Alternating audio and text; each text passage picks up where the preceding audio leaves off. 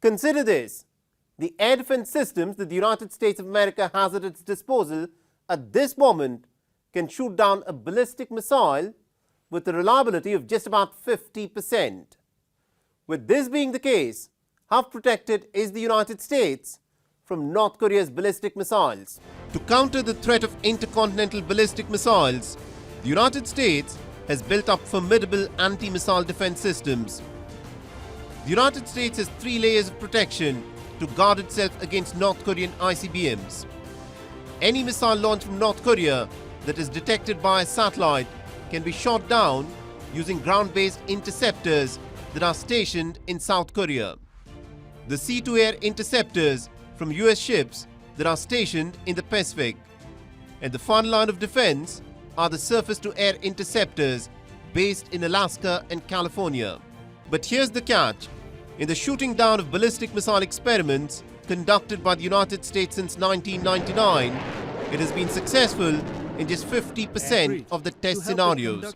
The Pentagon spends a staggering $40 billion to develop and maintain its anti-missile defense systems that have a reliability rate of just 50%. And shooting down a hypersonic missile is going to be a whole different ballgame altogether. For context, the United States does not even have hypersonic missiles. The BRICS nations, led by Russia, Brazil, China, India, South Africa, will, in this calendar year, 2023, surpass the G7 nations for economic growth.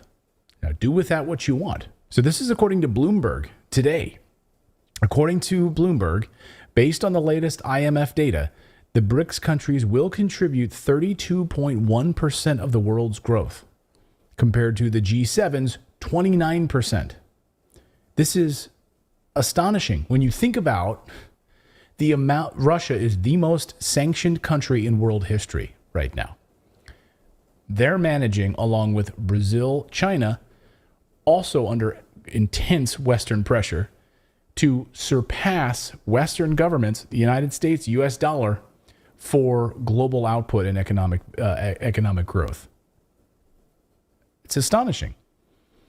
And Brazil as well, South Africa, India, which today was announced is now the world's most populous nation, beating China.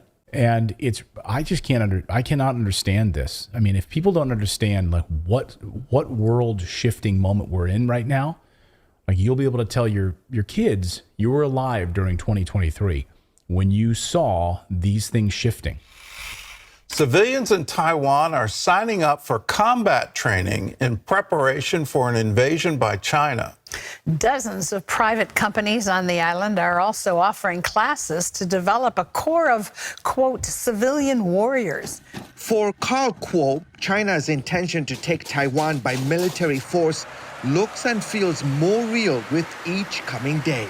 The 24-year-old Taipei native runs this shop in a popular market area of the city. He says Beijing's military drills simulating a total blockade of Taiwan have his family thinking about how to prepare for war. Many here worry that if war comes, this thriving democracy in a strategic corner of Southeast Asia will be extinguished. Russia's invasion of Ukraine last year sent a chill across this island nation of 23 million people, with some drawing comparisons between Putin's obsession with taking over its neighbor and Xi Jinping's determination to annex Taiwan.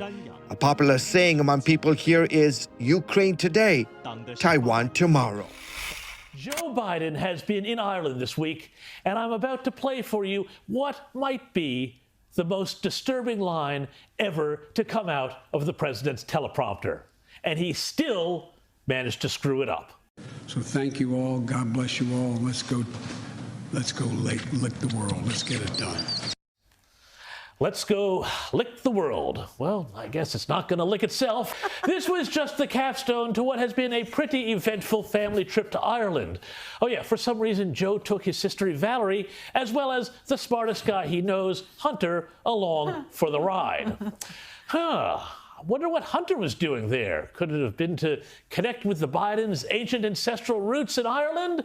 Or maybe to check in on potential business contacts from deals dating back to before Hunter had embarked on his lucrative finger painting career and was seeking out deals with state-owned Irish pension funds. But anyway, that's all boring business talk. Let's see how the trip itself went. Now, Biden skipped the traditional bilateral press conference with the Irish Prime Minister because unscripted questions are now a little too tough for the leader of the free world.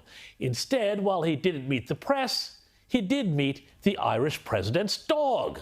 And you know what they say about dogs being judges of character.